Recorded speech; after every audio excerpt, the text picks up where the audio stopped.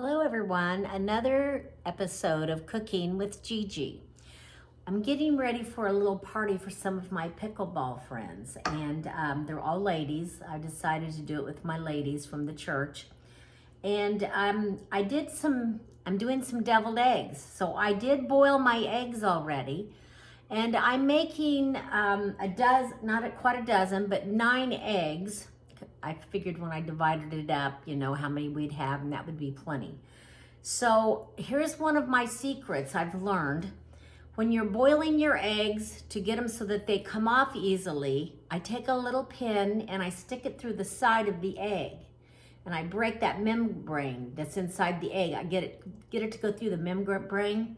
Then I put it in my saucepan with cold water and about a teaspoon of baking soda and maybe a half a teaspoon of salt.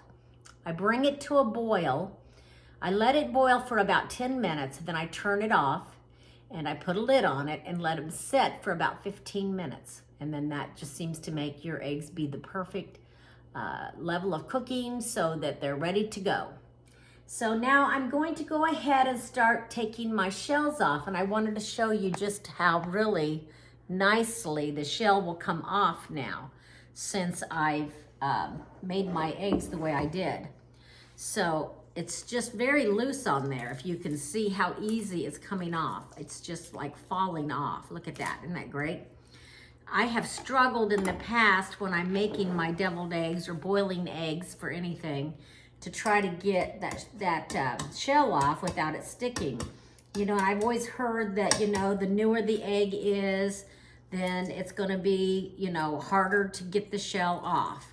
So most of the time when I do it this way, there's been a few times it's been not this easy, but easier. And so that is the way that I have learned to get my eggs so that I can get the shell off fairly easy. Okay, I'm gonna go ahead and take the shell off these eggs and then I'll continue. I did forget to mention a couple of other things. When I am done boiling the eggs and they've set for 15 minutes, then what I will do is I will pour the hot water off and I will fill up my pan with some cool water, and I'll actually kind of crack the eggs a little bit. And then I'll put ice in there so that your eggs are sitting in very cool water, cold water mainly. And that really does help also and I let them soak for about another 10 or 15 minutes in that cold water. So I wanted to be sure I told you that second part that I do. Okay? Okay, so I have gone ahead and taken the shells off my eggs. I've cut them in half. Now I'm putting the yellow centers into my bowl, and that's where I'm gonna be making my creamy mixture that I'm gonna put in my eggs. Now I have used this recipe for a long time. This is the one that my kids seem to think they have to have. They always talk about it, that they want mom's deviled eggs. So I'm just gonna go ahead and get all these yellows in here. What I'm gonna need is I'm going to need some mayo. When I use Hellmann's mayonnaise. I'm going to need some Grey Poupon mustard. It takes 1 teaspoon per 6 eggs, so I'm gonna go with a teaspoon and a half. It takes 3 tablespoons of the Hellmann's. I'm gonna be using 3 plus a half, so about 2. I usually go a little over on that. 1 teaspoon of the apple cider vinegar. Just a little salt for how much salt you like, and a little bit of pepper. Just put by your taste of what you prefer.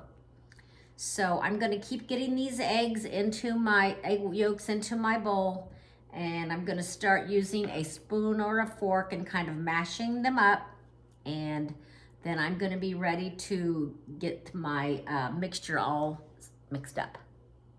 So I'm just gonna take a fork and kind of break that up a little bit in there and smash it with my fork and get it more tender and ready to be mixed up good.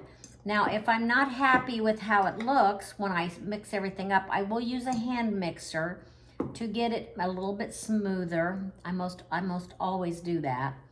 So I'm gonna let you see that I am just taking a fork, trying to get that all broken into little crummy crumbs in there. Okay, now I have my egg yolks pretty much ready to go. And I'm gonna need 1.5 teaspoons of this Dijon mustard.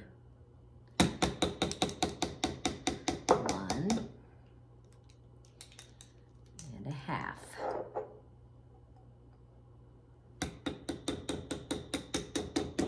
Okay, I'm going to put in, about, I'm gonna say 5 tablespoons of my Miracle Whip.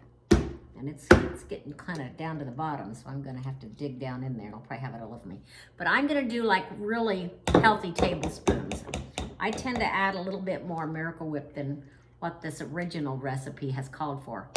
There's 2, 3, 4, and I'm getting a mess. I'm getting it all over myself here. There's 5. Okay. So while I go clean up myself a little bit, I'm gonna hold you off for a second. I've got it all over my head. Now I need 1.5 teaspoons of this apple cider vinegar. So I'm going in with that. There's 1. It's almost 1.5 right there. So just a little bit more there. There we go.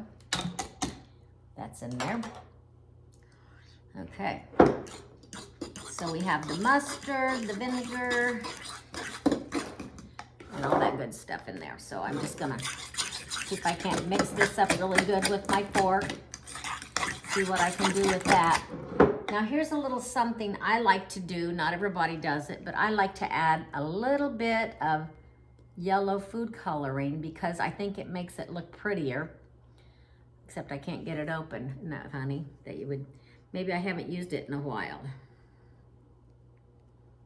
Plus my hands were a little slick. So I'm gonna put about 5 drops of that food coloring in there. It'll get a bit of deeper yellow color. It just makes it a little bit prettier, more yellow. I'm gonna mix all that goodness up.